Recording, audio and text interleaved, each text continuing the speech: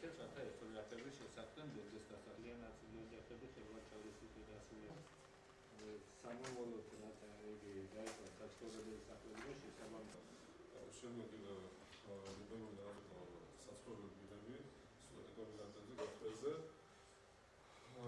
ფიქრობ, რომ შენობობა დაიწყება 2014 წლის გაზაფხულისათვის. შეკეთებულია და რეაბილიტაცია გაუკეთა ქედის შუახევის და ბათუმში ორი საცხოვრებელი სახლი აშენდა. ამასთან ერთად გითხარით, რომ ხულოს რაიონშიც სოციალური სახლისთვის ხიხაზირში არის, სხალთის ხეობაში 7 ბინა არის, რომელიც გამგეობა მიიღო გადაწყვეტილება და შესაბამისად კომისიაზე გავიტანთ, რომ 7 სოციალურად დაუცველ უსახლკარო ოჯახს გადაეცეს ეს საცხოვრებელი. ხულოს მუნიციპალიტეტში ვაშლოვანის დასახლებაში დაეგეგმა სოციალური და ეკომიგრანტი ოჯახებისათვის მრავალბინიანი საცხოვრებელი კომპლექსის მშენებლობა, რომელიც შიც განთავსდება 72 საცხოვრებელი ბინა, მისი საპროექტო მიღებულება 4 მილიონ ლარამდეა.